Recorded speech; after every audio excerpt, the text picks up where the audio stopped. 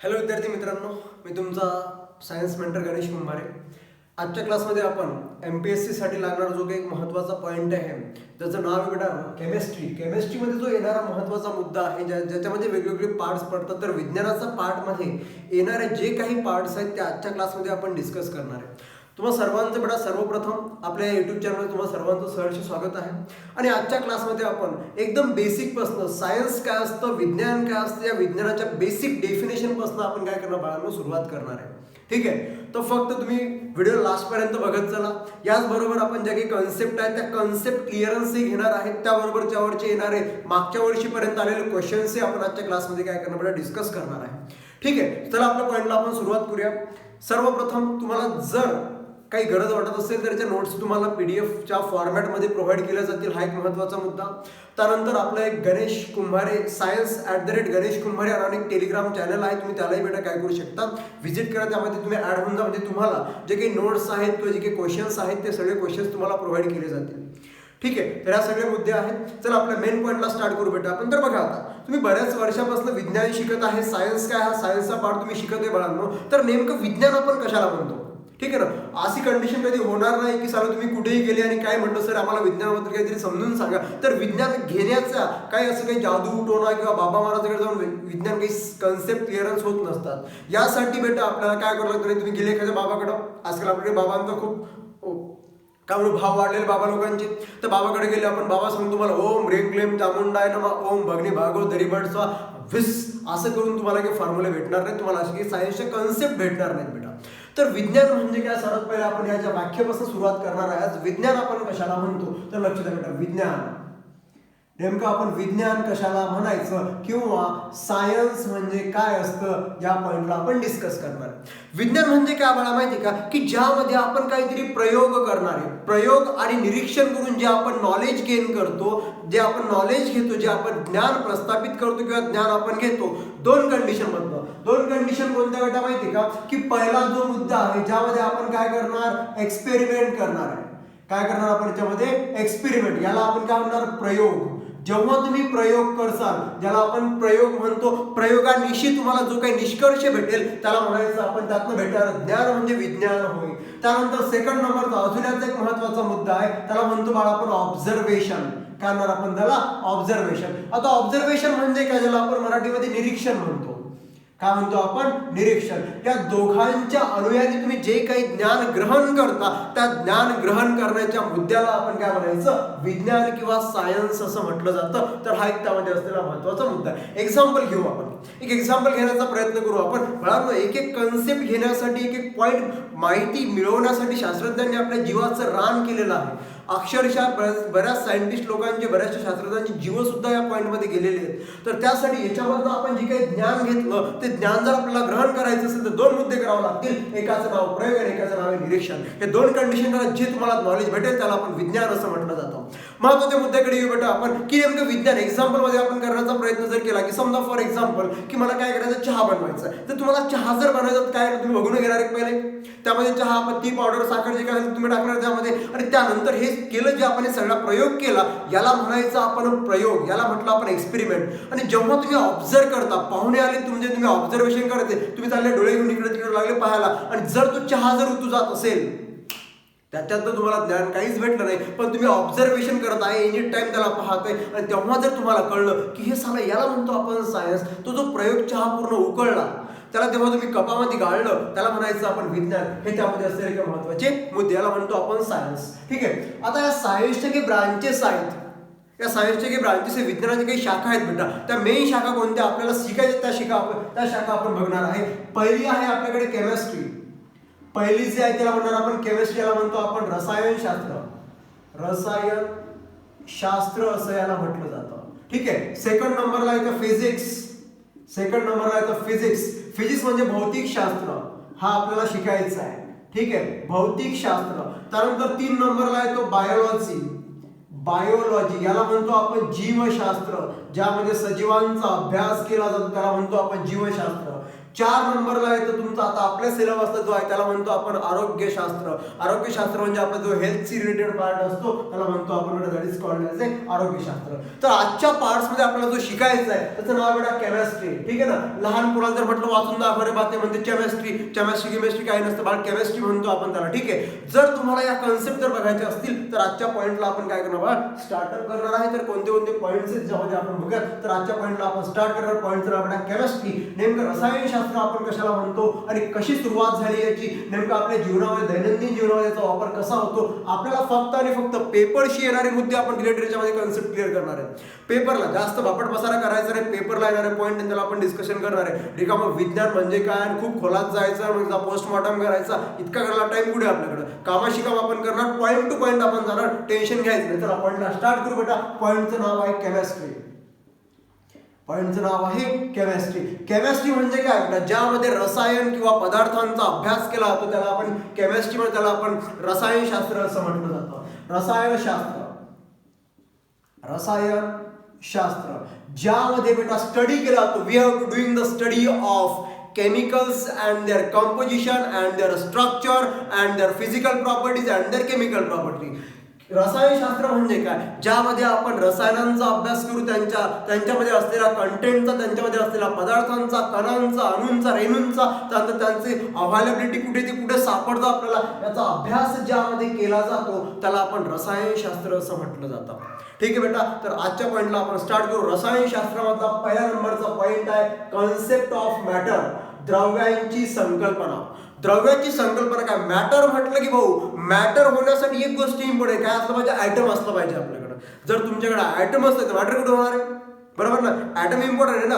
Atom म्हणजे तो atom नाही, तुम्ही चालले मग ऍटम मग ती ते तो ती ही शी, तो ऍटम नाही आहे आपल्याकडे. ऍटम नाही तर मग ऍटमच्या नंतरच मॅटर तयार होतात. मग मॅटर म्हणजे मग चालले पोलिशन मध्ये बाहेर खाली कारवा झालं, काऊन झालं, कुठं झालं, यातलं इंटरेस्ट आपल्याला तो इंटरेस्ट सोडून द्या. आपल्या मेन पॉईंट काय बेटा, पॉईंट ऑफ मॅटर. द्रव्य म्हणजे काय, द्रव्य काय असतं, या द्रव्याची संकल्पना आपल्याला आजच्या क्लासमध्ये बघायची बात. तर आपली पृथ्वी आहे, आपण ज्या पृथ्वीवर राहतो, पृथ्वीवरचा प्रत्येक जो आहे प्रत्येक मटेरियल, प्रत्येक सबस्टन्स हा एका लहानात लहान कणांपासून बनलेला आहे. तो लहानात लहान कण म्हणजे आयटम. आता तुम्ही सर आयटम काय भानगडे, ठीक आहे. तर आयटमला आपण बघण्याचा प्रयत्न करू बेटा. आयटम काय असतो, ज्याला आपण मराठीमध्ये काय म्हणणार बेटा, अणू असं म्हणतो. काय म्हणतो आपण त्याला मराठीमध्ये, अणू असं म्हटलं जातं. तर हे जे अणू आहेत या अणूंना आपण काय म्हणणार बघा. आता या कंडिशन्स आपण बघूया. ठीक आहे, हे बघून घ्या. आता पहिला मुद्दा आहे आपल्याकडे ॲटम. ॲटम म्हणजे अणू. ॲटमला आपण काय म्हणणार, अणू म्हणणार. आता ॲटम पृथ्वीवरचा सर्वात लहानात लहान कण म्हणजे अणू होय. सर्वात लहानात लहान कण, very tiny particle called as atom. त्याला आपण काय म्हणणार, ॲटम असं म्हटलं. सर्वात लहानात लहान जो पार्टिकल त्याला आपण काय म्हटलं बाळांनो, ॲटम असं म्हटलं. तो ॲटम नाही, तो ॲटमच्या घरी असाल, रिकामे मार्ग असाल, पोलीस मध्ये रट्टे खावं लागतील, त्याच्या नांदी लागायचं नाही. हा ॲटम बघायला म्हटलं आपण ॲटम. अणू, अणू म्हणजे काय, लहानात लहान कण. लहानात लहान जो कण असतो त्या कणांना आपण काय म्हणणार, अणू असं म्हटलं जातं. आता काय होतं बघा, लक्ष द्या बेटा. जर हे खूप मोठे अणू जर एकत्र आले, त्यापासून काय तयार होतं बेटा, आपला द्रव्य तयार होतं, त्याला आपण मॅटर असं म्हणणार आहे. त्याला काय म्हणायचं आपण, मॅटर. ठीक आहे बेटा. मग लक्ष द्या. आता combination of many atoms is called as matter. त्याला आपण काय म्हणणार, मॅटर असे म्हणणार आहे. जेव्हा खूप मोठे, जास्तीत जास्त जर तुम्हाला द्रव जर तयार करायचं असेल बेटा, तर द्रव म्हणजे काय, द्रव्य आपण कशाला म्हणणार बेटा, तर द्रव्य तयार होण्यासाठी खूप मोठे अणू एकत्र यावे लागतात, तेव्हा काय तयार होतो, द्रव्य तयार होतो बेटा. ठीक आहे. मग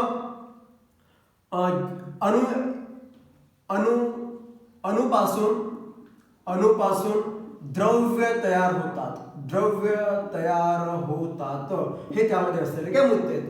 जेव्हा खूप मोठे अणू एकत्र येतील ना बाळ, त्या अणूंपासून काय तयार होतो, खूप मोठे द्रव्य तयार होतात. फॉर एक्झाम्पल आपण घेण्याचा प्रयत्न केला, आपल्याकडे एखादा लाकडाचा दरवाजा आहे समजा, यामधला सर्वात लहानात लहान कण म्हणजे तो भुशाचा एक पार्टिकल, तो जो आपला लाकडाचा भुसा असतो त्या भुशाचा एक कण म्हणजे तो अणू आहे. आणि खूप मोठे अणू ज्यावेळेस तुम्ही एकत्र त्यावेळेस मॅटर तयार करता, त्या मॅटरला तुम्ही दरवाजा म्हटलं. ठीक आहे, तर याला म्हणायचं आपण कण, याला म्हणणार आपण अणू, आणि याला म्हणतो आपण मॅटर. मॅटर म्हणजे तेच मॅटर नसतात, पृथ्वीवर बऱ्याचशा प्रकारचे मॅटर्स आहेत, ते मॅटर्स आपल्याला सांगता आले पाहिजेत, माहिती असावीत, हे त्यामध्ये असलेले काही महत्वाचे मुद्दे आहेत बेटा.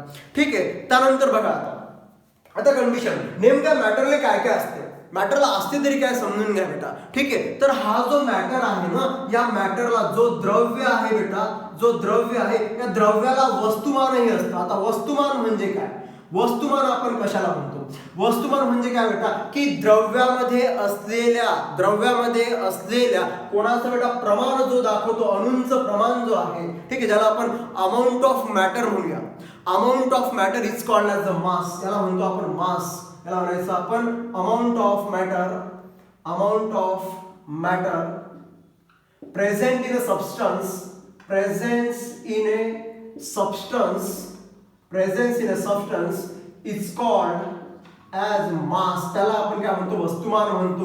आता द्रव्याचं वस्तुमान, द्रव्याला काय, तर द्रव्याला वस्तुमान असते. आणि ही जी राशी आहे भौतिक राशी, it is called as a physical quantity. ही कोणती राशी आहे, फिजिकल. नेमकं वस्तुमान काय समजून घ्या, तर वस्तुमानाला आपण लिहिण्याचा प्रयत्न करू बेटा, माहिती का. बघा लक्षात आहे, द्रव्यामध्ये असलेल्या, ठीक आहे ना, किंवा एखाद्या पदार्थामध्ये असलेल्या द्रव्याचं प्रमाण म्हणजे वस्तुमान होय. ठीक आहे बेटा, द्रव्याचे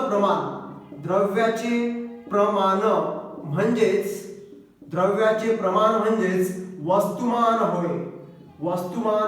वस्तुमान कशाला म्हणतो आपण, की त्यामध्ये किती प्रमाणामध्ये द्रव्य अवेलेबल आहे, त्यामध्ये किती प्रमाणामध्ये मॅटर अवेलेबल आहे, या मॅटरचं प्रमाण, या मॅटरचं जे काही कंपोजिशन आहे किंवा प्रपोर्शन आहे, हे जर तुम्हाला माहिती असेल तर त्याला आपण काय म्हणायचं, वस्तुमान असं म्हटलं जातं. ठीक आहे, याला म्हणणार आपण वस्तुमान. त्यानंतर आपण जर बघितलं बेटा, की हा जो मॅटर आहे किंवा ही जी मास आहे, या मासचे एकक, ठीक आहे बेटा, म्हणजे वस्तुमानाचे एकक जो आहे, जो आपल्याकडे वस्तुमान आहे, त्या वस्तुमानाचं जे एकक आहे ना, याला आपण किलोग्राम मध्ये मोजतो. किलोग्राम म्हणजे समजा आपण साखर वगैरे आणा गेलो, ठीक आहे, साखर तुम्ही 1 किलो मोजली, भारतामध्ये 1 किलो, ते अमेरिकेत जाऊन 5 किलो भरणार नाही. तुम्ही सर काहून सर, नाही बा अमेरिका आपल्यापेक्षा जरा प्रगत देश आहे ना, मग त्यामुळे आपल्याला वाटलं तर 5 किलो भरत, असं काही नाही. युनिव्हर्सल ट्रूथ आहे, सर्व विश्वांनी मान्य केलेला, सर्व देशांनी मान्य केलेलं एकक आहे, त्याला आपण काय म्हणतो, किलोग्राम किंवा केजी असं म्हटलं जातं. याला किलोग्राम मध्ये मोजलं जाते. कोणाला बेटा, वस्तुमानाला. ठीक आहे, त्यानंतर बेटा याचं एसआय युनिट जे आहे ना, याला म्हणतो आपण एसआय युनिट. एसआय युनिटचा किलोग्राम आहे, याला आपण केजी म्हणतो. ठीक आहे, पुढचा मुद्दा म्हणजे काय बेटा, की याला सर्वाधिक महत्वाचा मुद्दा म्हणजे ही राशी कोणती आहे, it is a physical quantity. ही कोणती क्वांटिटी बेटा, याला म्हणायचं आपण it is a physical quantity. याला म्हणणार आपण फिजिकल क्वांटिटी. ठीक आहे, फिजिकल क्वांटिटी याला म्हणतो आपण भौतिक राशी. ही कोणती राशी आहे, भौतिक राशी आहे. ठीक आहे, याला म्हणतो आपण फिजिकल क्वांटिटी. भौतिक राशी, फिजिकल क्वांटिटी म्हणजे काय बेटा, एखाद्या वस्तूला मोजण्यासाठी वापरलं जाणारं एकक म्हणजे राशी होय. मग ती राशी कोणती, तर ही भौतिक राशी आहे. ठीक आहे, 2 प्रकारच्या असतात, एकाला म्हणतो आपण फिजिकल क्वांटिटी, एकाला म्हणतो आपण डिराइव्ह क्वांटिटी. डिराइव्ह क्वांटिटी काय नंतर बघू, पण फिजिकल क्वांटिटी आपण कोणाला म्हणतो बेटा, की जी भौतिक राशी आहे. मग वस्तुमान जी राशी आहे ना, ही भौतिक राशी आहे. वस्तुमान जी राशी याला म्हणणार बेटा आपण भौतिक राशी असं म्हटलं जातं. त्यानंतर जर तुमच्याकडे आता मला सांगा, तुम्हाला म्हटलं बेटा मी, की दरवाजा हा एक द्रव्य आहे, दरवाजा हा एक द्रव्य, मग त्याला पाहून तुम्हाला काय काय दिसतं. दरवाजाला पाहायचं, आपल्या घरामध्ये दरवाजा असेल कुठे, त्या दरवाजाला पाहायचं तुम्हाला एकदम सुंदर असा आकार आहे त्याला, म्हणजेच जो कोणता मॅटर असेल, जो कोणता द्रव्य असेल, त्या द्रव्याला आकारमान असते. ठीक आहे बेटा, लक्ष द्या. आता matter have definite shape and size and volume. ठीक आहे, त्याला काय असतं बेटा, आकार आणि आकारमान असते. त्याला काय असते बेटा, आकार आणि आकारमान असतो. याला मॅटर जो आहे त्या मॅटरला आकार असतो आणि आकारमान असतो. आकारमान असतो, हा त्यामध्ये असलेला एक महत्वाचा मुद्दा आहे. की तुम्ही बघा क्वांटिटी बघा, आपण काय करायचं आयटम बघितला. आयटम म्हणजे काय, व्हेरी टायनी पार्टिकल. पृथ्वीवरचा सर्वात लहानात लहान कण म्हणजे अणु आहे, पहिला मुद्दा. जर खूप मोठ्या अणूंना तुम्ही एकत्र जर केलं त्यापासून तर द्रव्य तयार होतो. द्रव्याला काय काय असतं, तर द्रव्याला बेटा या अणूपासून द्रव्य तयार झाला आपला, त्यानंतर याला वस्तुमान असतो, त्याला मोजू शकतो आपण. त्याला मोजायचं तुम्ही त्याला मोजू शकता. कसं मोजणार आपण त्याला, तर बघा amount of matter presence in a substance is called as a mass, त्याला आपण वस्तुमान म्हटलं. द्रव्याचे प्रमाण म्हणजे वस्तुमान होय. द्रव्यामध्ये प्रमाण किती आहे, कशाचं, त्या कणांचं प्रमाण, अणूंचं प्रमाण किती आहे, त्याला आपण एकक असं म्हटलेलं, त्याला आपण म्हटलं बेटा वस्तुमान होय. त्याला एकक काय असतं, एकक आपण किलोग्राम मध्ये मोजतोय, त्याचं इंग्लिश मध्ये त्याला किलोग्राम असं म्हटलं जातं. ऍक्च्युअल मध्ये भौतिक राशीला आपण फिजिकल क्वांटिटी म्हणतो. Matter have a different shape, size and volume, त्याला आकार असतो आणि आकारमान सुद्धा असतो. हा त्यामध्ये असलेला महत्वाचा मुद्दा आहे बेटा. समजलं. तर आता चला मुद्दा समोरच्या पॉईंटला सुरुवात करू. नेमकं व्हॉल्यूम कोणाला म्हणायचं आपण, नेमकं काही लोक कोमात जातील ना, आहे की नाही, कारण की पहिलेच नवीन शब्द आपले, काही लोकांनी शब्द ऐकले नसतात, वास्तव काय बनवलं कळेल आपल्याला. तुम्ही कोमातून जसे बाहेर आहे, ठीक आहे. जर तुम्हाला कोमातून बाहेर यायचं तर मी आहे काढेल कोमातून, टेन्शन घेऊ नका तुम्ही. चला मुद्द्याला सुरुवात करू आपण. व्हॉल्यूम कशाला म्हणतो आपण, आकारमान म्हणजे काय, आकारमान कशाला म्हणतो आपण, ठीक आहे. जर एखादी वस्तू जर स्पेस ऑक्युपाय करत असेल, काय, जर एखादी वस्तू स्पेस ऑक्युपाय करत असेल त्याला म्हणायचं आपण व्हॉल्यूम.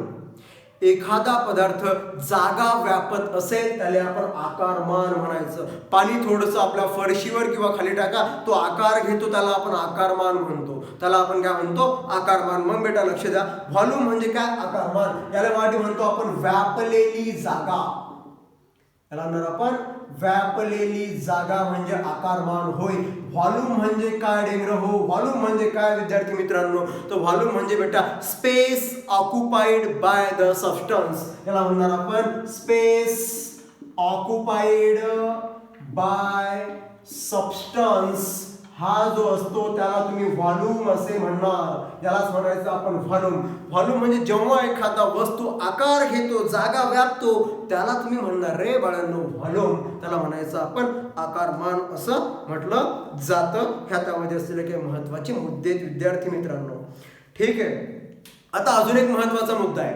जर तुम्ही बघितलं तर द्रव्य जो आहे तर द्रव्यांमध्ये जो नंबर ऑफ पार्टिकल्स आहेत, नंबर ऑफ कण आहेत, नंबर ऑफ अणू आहेत, यांच्यामध्ये एक अट्रॅक्शन असते, त्याला आपण आकर्षण म्हणतो बेटा, ठीक आहे ना. मग आता लक्ष द्या, ठीक आहे. जर माझ्याकडे नंबर ऑफ आयटम्स असतील किंवा द्रव्यामध्ये असलेले जे कण आहेत यांच्यामध्ये एक आकर्षण असते, त्याला आपण काय म्हणतो बेटा, इंटरमॉलिक्युलर फोर्स म्हणतो. Intermolecular force of attraction. मग बेटा लक्ष द्या की जो माझ्याकडे द्रव्य आहे तर द्रव्यामध्ये असलेल्या जी काही कंडिशन्स आहेत त्या द्रव्यामध्ये असलेल्या कणांमध्ये काय असते, आकर्षण असते. यांच्यामध्ये काय असते बेटा, आकर्षण असते. त्यांच्यामध्ये आकर्षणाला आपण काय म्हणतो, फोर्स ऑफ अट्रॅक्शन असं म्हटलं जातं, ठीक आहे. मग आता बघा की जर माझ्याकडे द्रव्य आहे, द्रव्यामध्ये जे कण आहेत, द्रव्यामधील कणांमध्ये एक आकर्षण असते, आकर्षण असते. आकर्षण म्हणजे काय, आकर्षण कशाला म्हणतो आपण, फोर्स ऑफ अट्रॅक्शन. काय म्हणतो आपण, फोर्स ऑफ अट्रॅक्शन. समजा मॅटर आहे, मॅटर मध्ये हा एकूण दोन आयटम आहेत. आयटम आहे म्हणजे 100% अट्रॅक्शन म्हणून त्याला आयटम म्हटलं जाते, बरोबर ना. विदाऊट आयटम शिवाय अट्रॅक्शन होत नाही, ही गोष्ट लक्षात ठेवायची आपण. फक्त फरक एवढाच आहे की पृथ्वीवरच्या ॲटमचं जेंडर वेगळं असतं, हे एकाच जेंडर पासून बनलेले असतात, त्याला आपण सेम काइंड ऑफ ॲटम्स म्हणतो. याच्यामधला प्रत्येक ॲटम एकाच काइंडचा असतो. द्रव्य तुम्ही दरवाजा जर बघितला, द्रव्यामधला भुसा जर तुम्ही जर काढला, प्रत्येकाची प्रॉपर्टी, प्रत्येकाच्या केमिकल प्रॉपर्टी, प्रत्येकाच्या फिजिकल प्रॉपर्टी सारख्या असतील बेटा. मग यांच्यामध्ये असलेलं जे आकर्षण याला म्हणतो आपण intermolecular force of attraction. Intermolecular force of attraction असे याला म्हटलं जातं. मग जो मॅटर आहे, the atom which are presents in the matter they have intermolecular force of attraction. द्रव्यांमध्ये असलेल्या कणांमध्ये जे आकर्षण असते बेटा त्याला आपण इंटरमॉलिक्युलर फोर्स ऑफ अट्रॅक्शन म्हणतो. त्यांच्यामध्ये अट्रॅक्शन असते बेटा. म्हणून ते आपल्याला कोणत्या फॉर्म मध्ये सापडतात बेटा, तर याच्यावरून आपण आता क्लासिफिकेशन करणार आहे. काय करणार आपण द्रव्यांचे क्लासिफिकेशन, ज्याला आपण द्रव्यांचं काय म्हणतो वर्गीकरण म्हणतो, तर द्रव्यांचं वर्गीकरण कसं कसं केलेलं आहे ते आपल्याला पाहायचं, समजून घ्या. आता द्रव्याचं वर्गीकरण करण्यासाठी जे काही आपण मुद्दे वापरणार ते मुद्द्यांना सर्वांनी लक्ष द्या बेटा, महत्वाचा. इथून आपला मेन पॉईंट आणि इम्पॉर्टंट पॉईंट सुरू होणार आहे. ठीक आहे, तर द्रव्याचं वर्गीकरण बघा, लक्ष द्या. आता द्रव्याचे वर्गीकरण याला म्हणणार बेटा आपण classification of matter. Classification of matter, मॅटरचं क्लासिफिकेशन. तर दोन भागांमध्ये याचं क्लासिफिकेशन करण्यात येते बेटा. एक याच्या फिजिकल प्रॉपर्टीज वर ना, फिजिकल प्रॉपर्टी, फिजिकल भौतिक गुणधर्म म्हणजे काय, तुमच्या उघड्या डोळ्यांनी तुम्हाला जे दिसते त्याला फिजिकल प्रॉपर्टी म्हणतात. लय एवढा ताण नाही घ्यायचा डोसक्याला, मग मास्तर फिजिकल प्रॉपर्टी कशाला म्हणतात, मग तुम्ही तो हुशार आहे आम्हाला काही येत नाही, टेन्शन नाही घ्यायचं. मी आहे ना बाबा, सगळ्या पॉईंट एकदम लगेच चिवडा करून खाऊ आपण सायन्सचा. लक्ष द्यायचं. आता काय पॉईंटचं नाव, द्रव्याचे वर्गीकरण, classification of matter. Classification of matter दोन तत्वांवर, दोन पॉईंटच्या आधारे क्लासिफिकेशन करण्यात आलं. तर पहिलं क्लासिफिकेशन कोणतं, एकाला म्हणायचं आपण फिजिकल, त्याला म्हणतो आपण भौतिक. ठीक आहे, दुसरा जो आहे याला म्हणणार आपण केमिकल, केमिकलच्या भरोशावर. ठीक आहे, केमिकलला म्हणायचं आपण रासायनिक. ठीक आहे, तर केमिकली आपण याला कसं क्लासिफाय केलं आणि त्यानंतर याला फिजिकली आपण कसं क्लासिफाय केलं, हे दोन मुद्दे आपण बघणार आहे का. ठीक आहे, याला म्हणायचं आपण भौतिक वर्गीकरण, भौतिक वर्गीकरण. याला म्हणायचं आपण रासायनिक वर्गीकरण. ठीक आहे, याला म्हणून केमिकल क्लासिफिकेशन आणि याला म्हणायचं बेटा फिजिकल क्लासिफिकेशन. Physical classification. मग आतापर्यंत तुम्ही जे काही मॅटर बघितले, मॅटर सांगा पटकन फास्ट, तुम्हाला सर्वांना माहिती आहे. पहिली गोष्ट लाकूड आहे. लाकूड कोणत्या अवस्थेत आहे, सॉलिड फॉर्म मध्ये आहे. फिजिकल दिसते ना, त्याला दाबून पहा, त्याला नरम आहे का, दबते का ते पाहायचं. मग पहिला मुद्दा आहे बाळ आपल्याकडं, कसं म्हणू आपण त्याले, सॉलिड. याले मराठीमध्ये स्थायू अवस्था म्हणतात. कोणती अवस्था, स्थायू. कोणती अवस्था, स्थायू अवस्था. सेकंड नंबरला बघू आपण लिक्विड. सेकंड नंबरला लिक्विड, याला म्हणायचं आपण द्रव. याला म्हणणार आपण द्रव, ओनली द्रव. ठीक आहे, आणि थर्ड नंबरला जे दिली बेटा त्याला म्हणायचं दॅट इज कॉल्ड ॲज. ही जी तिसरी आहे माझ्याकडे, तर तिसरीचं एक नाव आहे, तिसरीला म्हणतो आपण गॅस, याला म्हणतो आपण वायू. याला करायचं आपण वायू असं म्हटलं जातं. हे झाले यांचं क्लासिफिकेशन. आता केमिकल, रासायनिक वर्गीकरण कोणतं याचं, तर रासायनिक वर्गीकरण मध्ये पहिला जो आहे त्या पहिल्याला म्हणणार बेटा आपण एलिमेंट. रासायनिक मध्ये पहिला जो आहे ना त्याला म्हणणार आपण एलिमेंट. एलिमेंट म्हणजे काय, याला मराठीमध्ये म्हणतो आपण मूलद्रव्य. याच्यावर आपण एक डायरेक्ट एक क्लास घेऊ. आपण एलिमेंट काय असेल का, टकाटक 118 118 एलिमेंट आपले पाठ करून घेऊ. आपण टेन्शन नाही घ्यायचं, फक्त काय जे आहे ते आपण बघूया. ठीक आहे, झाले आपल्याकडे हे एलिमेंट. दुसरा जो आहे, दुसऱ्याला म्हणायचं बाळ आपण कंपाऊंड. नेमकं कंपाऊंड काय, कंपाऊंडला आपण संयुगे म्हणतो. काही लोकांच्या सुपीक डोक्यात नापीक विचारायचे, संयुग म्हणजे काय, कंपाऊंड म्हणजे वाल कंपाऊंड का मास्तर, जे रेती सिमेंट वीट वापरून आपण तयार करतो ते कंपाऊंड का, ते कंपाऊंड नाही. संयुगे हा एक बेटा केमिकलचा पॉइंट आहे. कंपाऊंडचा म्हणजे केमिकल मध्ये असलेला एक सबस्टन्सचा टाईप आहे, ज्याला आपण कंपाऊंड म्हणतो. त्याला मराठीमध्ये संयुगे असं म्हटलं जातं, संयुगे. ठीक आहे, 3 नंबरला मिक्सचर, ज्याला आपण मराठीमध्ये मिश्रण असं म्हटलं जातं. तर हे जे सगळे मुद्दे आहेत, हे सगळे मुद्दे एकूण एकाचा पोस्टमॉर्टम आपण करणार आहे. नेमकं सॉलिड कोणाला म्हणायचं, लिक्विड कोणाला म्हणायचं, गॅस कोणाला म्हणायचं, या सर्वांचं क्लासिफिकेशन आपण आजच्या क्लासमध्ये करणार आहे.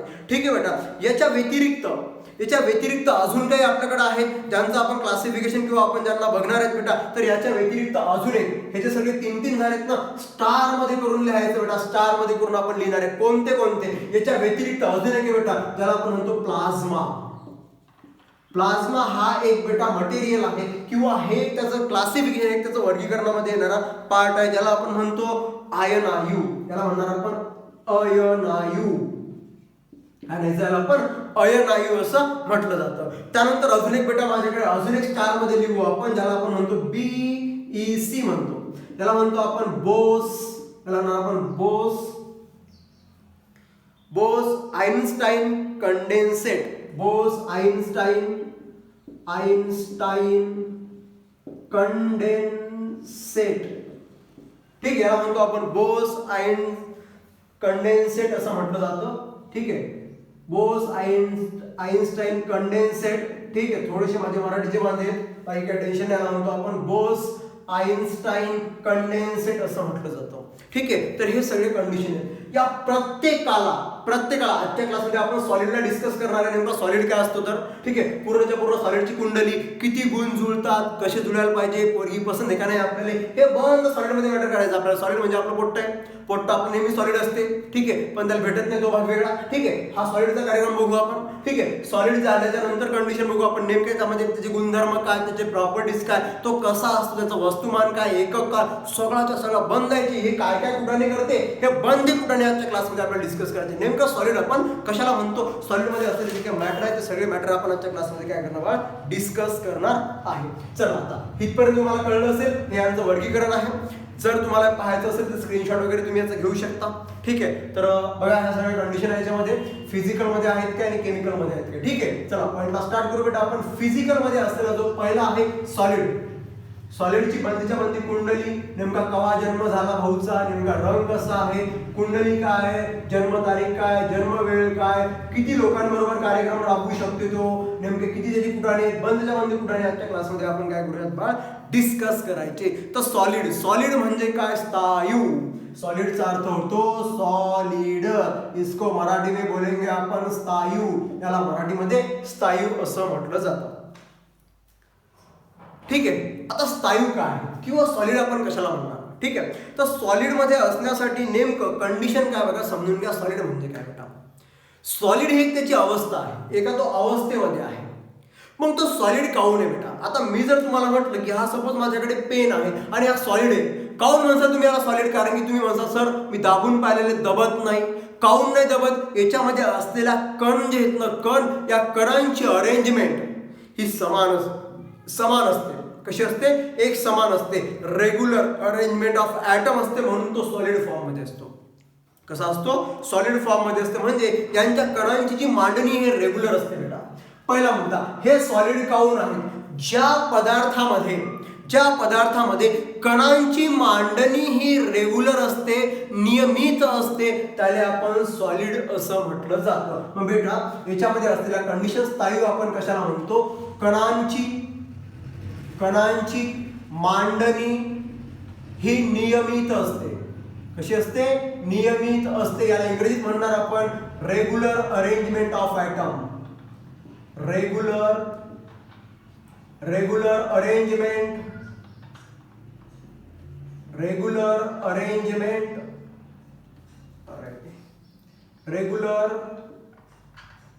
Arrangement of atoms.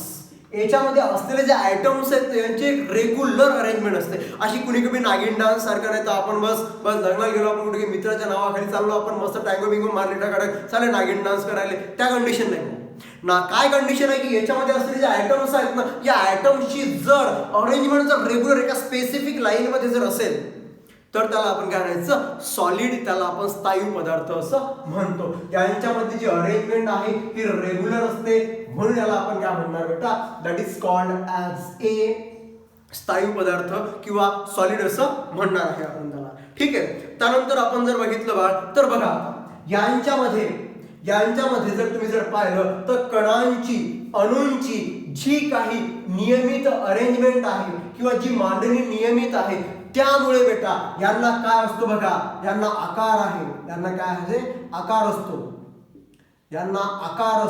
त्यानंतर बेटा आकारमान असते. काय असते, आकारमान असते. त्यानंतर बेटा आकार आहे, आकारमान आहे. आकार आणि आकारमान काय समजून घ्या. आता मला सांगा, तुमच्या घरी आपण एक्झाम्पल दरवाजाचं घेतलेलं आहे, त्याला प्रत्येकाला दरवाजाला आकार आहे, तो आहे ना, रेक्टँग्युलर किंवा स्क्वेअर शेपचा आहे किंवा एका आयतासारखा तुम्हाला दिसतो तो. ठीक आहे, का आहे बरं, कारण की त्याच्यामध्ये असलेले जे भुस्याचे कण आहेत, जे भुसा आहे त्या भुसाची अरेंजमेंट रेग्युलर आहे, म्हणून तर त्याला काय बाळा आकारमान आहे, ज्याला आपण काय म्हणू, शेप साईज असते, म्हणून याला म्हणायचं आपण डिफायनाइट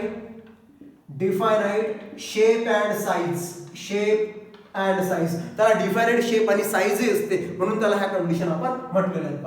ठीक आहे, चला पुढच्या मुद्द्याला जाऊ आपण. पुढचा मुद्दा काय आहे की जर तुम्ही याला जर अजून जर पाहिलं, कोणाला पाहता अजून? जर तुम्ही याला अजून पाहण्याचा प्रयत्न केला तर याच्यामध्ये बेटा रेग्युलर अरेंजमेंट असल्यामुळे याचा मेल्टिंग पॉइंट आणि बॉइलिंग पॉइंट हा उच्च असतो, हाय असतो.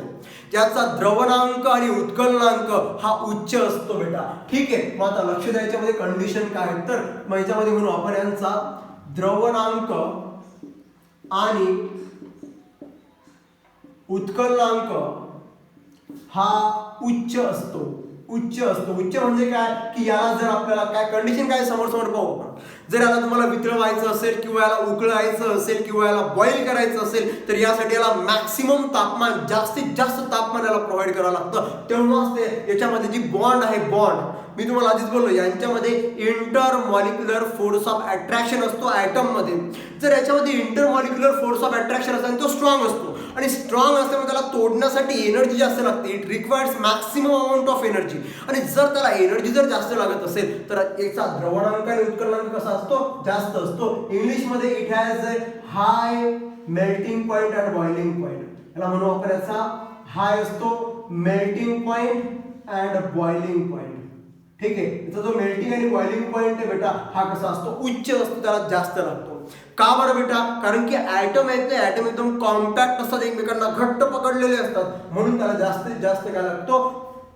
हीट प्रोव्हाइड करावं लागते, तापमान, उष्णता त्याला प्रोव्हाइड करावी लागते. हा एक त्यामध्ये असलेला महत्वाचा मुद्दा आहे. त्यानंतर बेटा तुम्ही जर पाहिलं तर हे बेटा तुम्ही यावर कोणताही बल, बाहेरून त्यावर कोणताही बल प्रयुक्त जर केला तर तो आकार बदलत नाही. महत्वाचा मुद्दा आहे बेटा. कोणताही तुम्ही समजा एखादं लाकूड घ्या, लाकडावर तुम्ही किती दाबण्याचा प्रयत्न करत आले, भाऊ नाही चेंज होत, नाही चेंज होत. त्याच्यावर डोकं लावायचं नाही मोठं, काऊन चेंज होत नाही, कसं होत नाही? कारण की यांच्यामध्ये असलेले जे आयटम्स आहेत ते एकदम कॉम्पॅक्ट, एकमेकांना चिपकलेले असतात, त्यामुळे त्यांच्यामध्ये हल्ल्यासाठी जागा नसते कुठं, म्हणून ते दबत नाहीत बेटा. ठीक आहे, याला आपण मराठीमध्ये म्हणतो हे कसे असतात? एकदम दृढ आणि कठीण असतात. कसे असतात? दृढ आणि कठीण असतात. हे दृढ आहेत आणि कठीण पण आहे आणि कठीण आहे. याला इंग्लिशमध्ये रिजिड म्हणू आपण. काय म्हणायचं आपण याला? रिजिड असं म्हटलं जातं. यालाच आपण म्हणू इनकम्प्रेसिबलही म्हटलं जातं. इनकम्प्रेसिबल म्हणजे दबत नाही, ज्याला आपण असंपिड्य म्हणतो, जे आकारमान बदलत नाही. म्हणजे जर तुम्ही बाह्य बल जर लावला, बाह्य बलाने आकारमान बदलत नाहीत. ठीक आहे बेटा. They cannot change their shape and size by applying the external force on the solid. तुम्ही बाहेरून त्यावर कोणताही बल प्रयुक्त जर केला तर त्यांचा आकार बदलत नाही, त्यांचा आकारमान बदलत नाही. ही त्याची असली एक महत्वाची प्रॉपर्टी आहे. They cannot change size and shape, not change size and shape by applying external force. बाह्य बल म्हणजे बाहेरचा बल नाही. तुम्ही वरून त्यावर कितीही बल प्रयुक्त करा, त्यामध्ये कोणत्याही प्रकारचा बदल होत नाही. ही त्याची प्रॉपर्टी आहे, त्याचा गुणधर्म आहे बाळा. ठीक आहे. हे असं का होते? कारण की यांच्यामध्ये जे अणू आहेत ना, ते अणू खूप जवळ असतात. खूप कसे बेटा? ते जवळ असतात, म्हणून त्यावर कोणत्याही बलाचा किंवा कोणत्याही मटेरियलचा त्यावर कोणत्याही प्रकारचा फरक होत नाही, बदल होत नाही. त्यानंतर बेटा अजून एक महत्वाचा मुद्दा, यांच्यामध्ये जर आपण जर बघितलं तर inter molecular force of attraction जास्त असते. ठीक आहे, तर अणुमधील जे बल आहे, ठीक आहे, त्यांच्यामध्ये सर्वाधिक आकर्षण असते. ठीक आहे, यांच्यामध्ये जे अणू आहेत या अणूमध्ये आकर्षण मॅक्सिमम असते. जे आकर्षण आहे ते आकर्षण जास्तीत जास्त असते. मॅक्सिमम आकर्षण असते बाळाच्यामध्ये, मॅक्सिमम आकर्षण. आणि आकर्षण म्हणजे काय? अट्रॅक्शन म्हणू आपण त्याला. Inter molecular force of attraction कसं असते बेटा? स्ट्रॉंग असतं. यांच्यामध्ये असलेलं जे अट्रॅक्शन आहे ना, ते अट्रॅक्शन कसं असते? एकदम स्ट्रॉंग असते. आणि स्ट्रॉंग अट्रॅक्शन असल्यामुळे ते बेटा आपल्याकडे दबत नाहीत किंवा त्यामध्ये कोणत्या प्रकारचा फरक पडत नाही. त्यानंतर बेटा हे इलास्टिक नेचरचे असतात. कसे असतात? इलास्टिक नेचरचे. इलास्टिक म्हणजे लवचिक असतात. कसे असतात? लवचिकही असतात. आता लवचिक, इलास्टिक म्हणजे काय किंवा लवचिक म्हणू आपण त्याला. ठीक आहे, ह्या कंडिशन आहे. त्यानंतर बघा लक्ष द्या, जर काही असे स्थायू पदार्थ आहेत, असे काही स्थायू, समजा आपण रबर घेतला, रबर हा सॉलिड आहे. रबर जे आपण तुम्ही खोड रबर लहानपणी याचं उडव त्याचं उडव शाळेतून उडवाउडवीची कामं केली आपण, ठीक आहे. ते जे रबर आहे त्या रबरला जर तुम्ही असं जर थोडंसं जर ताणलं, थोडंसं त्यावर फोर्स अप्लाय केला, बल जर प्रयुक्त जर केला तर तो थोडासा ताणतो आणि पुन्हाच्या ओरिजिनल पोझिशनला येत नाही बेटा, ठीक आहे. म्हणजे those substance are can not regain their original state, original position after applying the force, that is called as the plasticity. त्याला म्हणणार बेटा आपण प्लास्टिसिटी असं म्हटलं जातं, ठीक आहे. म्हणजे बघा बाह्य बल प्रयुक्त केल्याने त्यांचा आकारमान कायमचाच बदलतो, ठीक आहे, ठीक आहे. जर त्यांचा आकारमान कायमचा बदलत असेल, कायमचा बदलत असेल, बदलतो, कायमचा बदलतो. कधी बेटा? बाह्य बल प्रयुक्त केल्याने, बाह्य बल प्रयुक्त केल्याने. जर तुम्ही बाहेरून जर त्यावर बल प्रयुक्त केला, जर तो त्याची पोझिशन जर चेंज करत नसेल तर याला एक सुंदर असं नाव याला म्हणतो, that is called as A elasticity. त्याला आपण दृढता, याला म्हणणार आपण अकार्यता, याला म्हणणार आपण अकार्यता, ज्याला आपण प्लास्टिसिटी म्हणतो केल्याने याला म्हणणार आपण अकार्यता, अकार्यता असं म्हटलं जातं. याला म्हणणार आपण प्लास्टिसिटी, याला म्हणणार आपण प्लास्टिसिटी असं म्हटलं. अकार्यता म्हणजे काय बेटा? की जर त्यावर तुम्ही बल प्रयुक्त जर केला आणि जर तो त्याच्या ओरिजिनल स्टेटला, ओरिजिनल पोझिशनला जर तो येऊ शकत नसेल, त्याला म्हणायचं आपण प्लास्टिसिटी. हा एक त्याच्यामध्ये असलेला महत्वाचा गुणधर्म आहे. समजलं असेल बाळ तुम्हाला इथपर्यंत? जर काही अडचण असेल तर कमेंटमध्ये टाकायचा, ठीक आहे. आणि थोडंसं फक्त मराठीचा माझा थोडासा हा ढिला आहे, ठीक आहे. मराठीमध्ये शिकवणं इतकं सोपं वाटतं मला, इतकं सोपं नाहीये, पण मॅक्सिमम ट्राय करण्याचा प्रयत्न करतो, टेन्शन घेऊ नका तुम्ही, ठीक आहे. ही झाली आपली सॉलिडची प्रॉपर्टी. अजून एक महत्वाची मुद्दे बेटा की जे आपल्याकडे सॉलिड आहेत, जे आपल्याकडे सॉलिड मटेरियल आहे, त्या सॉलिड मटेरियलला अजून दोन भागामध्ये रूपांतरित करण्यात आलं, किंवा अजून त्याचे प्रामुख्याने दोन भाग पडतात, ठीक आहे. प्रामुख्याने किती भाग पडतात? त्याचे दोन भाग पडतात. तर ते दोन भाग कोणते ते आपण आजच्या क्लासमध्ये बघूयात बेटा, ठीक आहे. तर बघा आता दोन भाग कोणते तर आपण बघूयात, लक्ष द्या. पहिला जो आहे, ठीक आहे, ज्याला आपण क्रिस्टल म्हणतो, क्रिस्टलाइन नेचरचे असतात. ते कोणत्या नेचरचे असतात? क्रिस्टलाइन नेचरचे. आता जर तुम्ही स्थायूचे दोन प्रकार जर पहिला जर घेतला आपण, त्याला म्हणतो आपण क्रिस्टलाइन सॉलिड. क्रिस्टलाइन सॉलिड ज्याला आपण म्हणतो स्फटिकी स्थायू, स्फटिक स्थायू असं म्हटलं जातं. त्याला म्हणायचं आपण स्फटिकी स्थायू, ठीक आहे. याला म्हणणार आपण क्रिस्टल सॉलिड असं म्हटलं जातं. एक्झाम्पल घेऊ आपण. एक्झाम्पल, तुम्ही लहानपणी बघा तुमच्या घरी काय जर काही आणलं असेल ना, एखादी वस्तू, इलेक्ट्रिक वस्तू वगैरे जर आपल्या घरी जर आणली, तर आपल्याला त्यासोबत एक थर्माकॉल नावाचं पण मिळतं. थर्माकॉल तुम्ही बेकार कुठं नाही केले तुम्ही लहानपणी, ती थर्माकॉल घ्यायचा, याच्या भीतीनेच घास, याच्या भीतीने घास, याच्या घरात नेऊन टाक, त्याच्या घरात नेऊन टाक, मग तेच तुम्हाला येणार बोंबलत. काय केलं तुम्ही? मग तुम्ही सगळे म्हणणार आपल्याला लेकर लहान पण हाय तूच तिथं, बरोबर आहे. म्हणजे हे जे सगळे बंदे कुठं केले तुम्ही लहानपणी. मग त्याचा जर तुम्ही एक ब्लॉक जर घेतला कोणाचा, त्या थर्माकॉलला मधला एक ब्लॉक जर तुम्ही ऑब्झर्व जर केला ना, तर त्याला एकदम क्रिस्टलाइन क्लिअर असते. हे बी जर नाही कळलं तर सिंपल मुद्दा घ्या, ठीक आहे. आपल्याकडे पाट्या उठल्या गिलासभर चहा ढोसायची सवय लोकांना, बरोबर आहे. काही होते पाट्या म्हणते भाऊ चहा लागतेच मला, बरोबर. मग त्या चहासाठी तुम्ही जी साखऱ्या वापरता, साखऱ्या आपल्या साखऱ्या म्हणू आपण त्याला, तो साखर जो आपण त्यामध्ये टाकतो, एका साखरचा एक ब्लॉक घ्या, त्याला ऑब्झर्व करा. त्याला डिफायनाइट शेप असते, त्याला डिफायनाइट साईज आहे, मग त्याला आकारमान आहे, त्याला वस्तुमान आहे, आणि त्याला प्रत्येक गोष्ट त्याला अवेलेबल आहे, म्हणून त्याला स्फटिक असं म्हटलं जातं. म्हणजे त्यांच्यामध्ये, आता त्याला स्फटिक काऊन म्हणायचं? त्यांच्यामध्ये असलेला जो प्रत्येक अणू आहे किंवा प्रत्येक जो कण आहे हा नियमित अरेंज केलेला असतो. याची मांडणी कशी असते? नियमित मांडणी असते. त्यामध्ये असलेला कोण एक तर अणू असेल किंवा कण असेल. त्या साखरमध्ये जो एक तर अणू असेल किंवा कण, त्यामध्ये ग्लुकोजचे मॉलिक्यूल असतात, ग्लुकोज त्यामध्ये शुगर आहे. मग त्यामधला जो एक मॉलिक्यूल आहे ना, त्याची अरेंजमेंट रेग्युलर आहे, ठीक आहे ना. Due to regular arrangement, regular arrangement आहे त्याची. कशी आहे? रेग्युलर अरेंजमेंट आहे. मग ही रेग्युलर अरेंजमेंट असल्यामुळे त्याला स्फटिकी रूप भेटलेलं आहे. त्याला आपण क्रिस्टल सॉलिड म्हणतो. त्याला काय म्हणायचं आपण? क्रिस्टल सॉलिड असं म्हटलं जातं. हा एक त्यामध्ये असलेला महत्वाचा मुद्दा आहे, ठीक आहे. आणि हे जे आहेत याच्यामध्ये असलेले जे कण आहेत, याच्यामध्ये असलेले जे काही पदार्थ आहेत की यांची कण सुद्धा स्फटिक असतात, म्हणजे कणांचा आकार सुद्धा रेग्युलर असतो बेटा. हा त्यामध्ये असलेला एक महत्वाचा मुद्दा आहे, ठीक आहे. उदाहरणार्थ घेऊ आपण मीठ. मीठ याला म्हणू आपण साल्ट. त्यानंतर आपण घेऊ हिरा जर तुम्ही याला म्हणतो आपण डायमंड घ्या वेळा तुम्ही, ठीक आहे. हिरा झाला, मीठ झालं, डायमंड झालं, ठीक आहे. अजून जर एखादं घ्यायचं म्हटलं तर ग्राफाईट घेऊ आपण, ग्राफाईट, ठीक आहे. ग्राफाईट याला म्हटलं आपण ग्राफाईट. हा एक कार्बनचा ऑलोट्रॉप आहे. साल्ट नाही आहे बेटा, डायमंड घ्या आणि ग्राफाईट घ्या, हे कार्बनचे हे कंडिशन्स आहेत बेटा. का समजून घ्या आता. जर हा डायमंड कार्बन पासून बनलेला असेल, कशापासून? कार्बन, एक कार्बन संयुग आहे, ठीक आहे. कार्बन हा एक मूलद्रव्य आहे. कार्बनच्या संयुगांपासून तयार होतो डायमंड किंवा ग्राफाईट असे पदार्थ तयार होतात.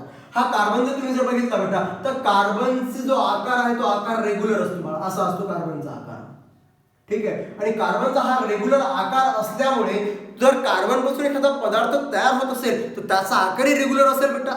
जर त्याचा आकारमान जर रेग्युलर असेल, त्याची अरेंजमेंट जर रेग्युलर म्हणजे कशी म्हणू आपण त्याला बेटा, नियमित जर यांची अरेंजमेंट जर असेल तर तो कोणत्या फॉर्मचा म्हणणार आपण त्याला? क्रिस्टल फॉर्मचा म्हणणार आहे. मग याला म्हटलं की याच्यामध्ये असलेली कार्बन, हा कार्बन पासून ग्राफाईट बनतो, कार्बन पासून डायमंड म्हणतो बेटा, ज्याला आपण ऑलोट्रॉप म्हणतो. शिकू आपण समोरचं ऑलोट्रॉप कशाला म्हणायचं तर, ठीक आहे. त्याला आपण समस्थानिके वगैरे असे वेगवेगळे नाव आहेत ते बघूयात आपण, ठीक आहे. हे त्यामध्ये असलेले काही महत्वाचे मुद्दे आहेत. चला आता नेक्स्ट नंबरचा मुद्दा आपल्याकडे अस्फटिक. अस्फटिक ज्याला आपण ॲमॉरफस किंवा नॉन क्रिस्टलाइन असं म्हटलं जातं, ठीक आहे. अस्फटिकी स्थायू. आता अस्फटिकी स्थायू याला म्हणतो आपण नॉन क्रिस्टलाइन सॉलिड किंवा ॲमॉरफॉस सॉलिड असे याला म्हटलं जातं. आता ॲमॉरफॉस याच्यामध्ये कणांची मांडणी रेग्युलर होती, नियमित होती, इथे अनियमित असते, ठीक आहे. मग काय लिहायचं इथं? अनियमित कणांची मांडणी ही झाली अनियमित कणांची मांडणी.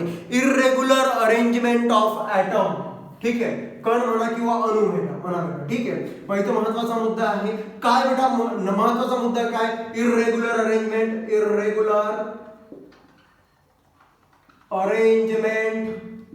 Of atoms. यामध्ये ॲटम्सची जी मांडणी आहे ही इरेग्युलर असल्यामुळे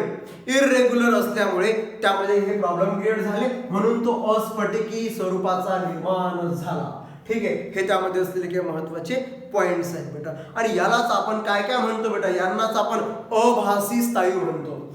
यालाच म्हणतो आपण अभासी स्थायू असं म्हटलं जातं, ठीक आहे. अभासी स्थायू याला आपण म्हणतो बेटा सुडो सॉलिड. त्याला म्हणणार आपण सुडो सॉलिड असं म्हटलं जातं, ठीक आहे. हे त्यामध्ये असलेले काही महत्वाचे मुद्दे आहेत, ठीक आहे.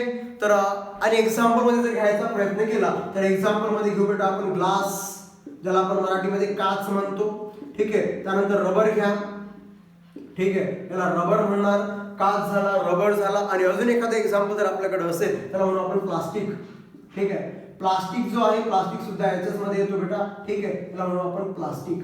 हे झाले सगळेचे उदाहरण, झालेले सगळे एक्झाम्पल, ठीक आहे. तर हे सगळे जे एक्झाम्पल्स आहेत याच्यावर येणारे काही जर क्वेश्चन जर असतील तर उद्याच्या क्लासमध्ये क्वेश्चन घेऊयात आपण, ठीक आहे. आता याच्यावर येणार आहे पेपरला क्वेश्चन कसे येतील, ठीक आहे. नेमकं याच्यामध्ये येणाऱ्या पेपरला क्वेश्चन कसे येतील बेटा? काही विचारो आपल्याला सांगता आलं पाहिजे. समजा उदाहरणार्थ घेऊ आपण, ठीक आहे. उदाहरणार्थ एकदम आपण एक्झाम्पल घेण्याचा प्रयत्न करू, ठीक आहे. एक्झाम्पल जर घेतले, क्वेश्चन प्रॅक्टिस जर केली तर बरेच म्हणजे पॉईंट काय होतील बाळांनो? क्लिअर होतील, ठीक आहे. तर लक्ष द्या. आता कंडिशन काय? खालीलपैकी कोणता पदार्थ स्फटिक रूपाचा आहे, ठीक आहे. खालीलपैकी कोणता स्थायू स्फटिक रूपाचा आहे, स्फटिक स्थायू आहे असा पदार्थ, असा क्वेश्चन तुम्हाला आला. ऑप्शन नंबर ए आहे हिरा, ऑप्शन नंबर बी आहे, याच्यामध्ये घेऊ आपण समजा फॉर एक्झाम्पल बी मध्ये रबर घेऊ आपण, ठीक आहे. ऑप्शन नंबर सी आहे. ऑप्शन नंबर सी मध्ये येणारा एक्झाम्पल आपण जर घेण्याचा प्रयत्न केला त्याच्यामध्ये घेऊ आपण काच. आणि ऑप्शन नंबर डी मध्ये आपण जर घेतला तर याच्यामध्ये घेऊ बाळा आपण हिरा झाला, रबर झाला, घेऊ आपण प्लास्टिक, ठीक आहे. प्लास्टिक जर आपण जर घेतला याच्यामध्ये प्लास्टिक घेऊ समजा, त्याचं उत्तर बघा काय झालं, कन्फ्युजन झालं ना. आता याच्यामध्ये काय झालं कन्फ्युजन, की खालीलपैकी कोणता स्थायू स्फटिक आहे ते ओळखायचं आपल्याला. तर हिरा आहे, का बरं हिरा आहे? कारण की याच्यामध्ये असलेल्या अणूंची संख्या जी आहे, ही मांडणी जी आहे ही रेग्युलर असते, म्हणून तो कोणत्या स्वरूपाचा आहे? तर स्थायी स्वरूपाचा आहे. असे पेपरला येतील बेटा क्वेश्चन. ठीक आहे, तर हे त्यामध्ये असलेले महत्त्वाचे मुद्दे आहेत. किंवा असा एक प्रश्न येतो, खालीलपैकी कोणते विधान बरोबर आहे? खालीलपैकी अचूक विधान ओळखा. अचूक विधान ओळखा. ठीक आहे, तर विधान नंबर 1 तुम्हाला दिलेलं आहे. समजा विधान क्रमांक 1 तुम्हाला दिलं की स्थायूंचा द्रवणांक व उत्कलनांक हा उच्च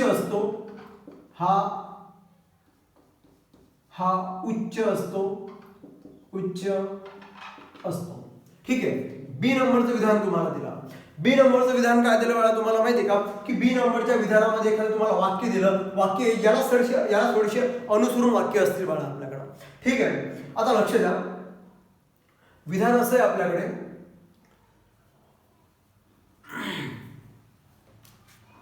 ओके, स्थायूंमध्ये अणूंची मांडणी अनियमित असते. अशा दोन तुम्हाला काहीतरी विधान दिले आणि तुम्हाला ऑप्शन दिला बेटा. ऑप्शन नंबर 1 ए मध्ये ऑप्शन दिला फक्त तुम्हाला फक्त एच. ठीक आहे, ऑप्शन नंबर 2 दिला फक्त बीच. ठीक आहे, फक्त बीच बरोबर आहे त्याचं म्हणणं आहे. ठीक आहे, त्यानंतर त्याचं म्हणणं असं आहे बेटा फक्त ए आणि बी. 3 नंबरला दिलं फक्त ए आणि बी अशी तुम्हाला दिले. आणि डी नंबरला दिला बेटा नन ऑफ दिस, यापैकी नाही. जर तुमचा डिटेल मध्ये अभ्यास असेल स्थायूंमध्ये काय म्हणतो बघा, स्थायूंचा द्रवणांक आणि उत्कलनांक हा उच्च असतो. हा प्रॉपर्टी बेस्ड क्वेश्चन आहे. प्रॉपर्टीवर म्हणजे याच्या फिजिकल प्रॉपर्टीवर आलेला क्वेश्चन आहे बेटा. त्यांचं वायूंमध्ये अणूंची मांडणी अनियमित असते, अनियमित नसते बेटा. स्थायूंमध्ये अणूंची मांडणी अनियमित नसते, ती नियमित असते. ठीक आहे, म्हणजे हा चुकीचा आहे आणि हा बरोबर आहे, म्हणजे फक्त एच बरोबर. असे पेपरला क्वेश्चन विचारले जातील. ठीक आहे, फक्त कन्फ्युजनसाठी तुम्हाला टाकले जातील बाळा. ठीक आहे, तर असे काही कंडिशन्स आहेत. आणि अजून एक महत्त्वाचा मुद्दा आहे की हे जे व्हिडिओज आहेत तुमच्या जास्तीत जास्त मित्रांपर्यंत पोहोचवण्याचा प्रयत्न करा बेटा. Free of cost. तुम्हाला जर याच्यामध्ये अजून काही चेंजेस लागत असतील तर प्लीज कमेंट बॉक्समध्ये टाका. ठीक आहे, तुमच्या प्रत्येक गोष्टीवर गोष्टीचा तुमचा विलास केला जाईल, त्याबरोबर तुम्हाला शिकवलंही जाईल. No problem. याच्याबरोबर तुमचे क्वेश्चन प्रॅक्टिसही घ्यावी लागेल. नाही कळणार पहिले थोडंसं रोज त्याला वाचत चला, त्याच्या नोट्स बनवत चला. ठीक आहे, कारण की तुम्हाला सांगतो बेटा पहिल्या दिवशी जर तुम्ही जिंकलात तर मग काहीच करत नाही. ठीक आहे, मग काहीच करत नाही, कारण की तुम्ही प्रत्येक जण यू हॅव द कॅपॅसिटी. तुमच्या प्रत्येकामध्ये कॅपॅसिटी बेटा. कारण तुम्हाला माहिती आहे हालात की कदमों पर सिकंदर नहीं गिरता, टूटा कोई तारा जमीन पर नहीं गिरता, गिरते हैं शौक से दरिया समंदर में, लेकिन किसी दरिया में समंदर नहीं गिरता. हे त्यामध्ये असलेले काही मुद्दे आहेत. कारण की तुम्ही प्रत्येक जण दर्या आहे. तुमच्यामध्ये कॅपॅसिटी, तुमच्या आतल्या पोटेन्शियलला ओळखा. फक्त प्रत्येकामध्ये कॅपॅसिटी आहे, प्रत्येकामध्ये कंडिशन्स आहेत. आपले जुने पॅटर्न सगळे विसरून जातात. जुना पॅटर्न काय होता बेटा माहिती आहे का? जितनी चादर उतने पैर पसारने चाहिए. सही है? अरे गलत बात है. चादर बदल डालो उसको, डबल बेडशीट लो, पैर पसार के सो जाओ उसके ऊपर. ये बहुत इंपॉर्टंट बात है. जर तुम्हाला तुमच्या लाईफमध्ये काही गेन करायचं असेल तर पहिले विचार बदला. जोपर्यंत तुमचे विचार बदलणार नाहीत तोपर्यंत तुम्ही तुमच्या एम पर्यंत पोहोचणार नाही. कळलं का? तुम्ही प्रत्येक जण सिकंदर आहे, तुम्ही प्रत्येक जण दर्या आहे. फक्त स्वतःच्या पोटेन्शियलला ओळखा, स्वतःच्या पोटेन्शियलला ओळखून त्यावर काम करण्याचा प्रयत्न करा. 100% यश तुमचंच आहे यावर्षी. ठीक आहे विद्यार्थी मित्रांनो, तर थांबूयात आपण आज. उद्याच्या क्लासमध्ये आपण सॉलिड शिकलो, उद्यामध्ये आपण लिक्विड शिकूया. द्रव्य काय असते, द्रव्याच्या सगळ्या प्रॉपर्टीज, त्यावरचे best question, each and every class आपण उद्या क्लासमध्ये डिस्कस करणार आहे. तर थांबूयात आपण. Thank you so much for watching this video. थांबूयात आपण आज.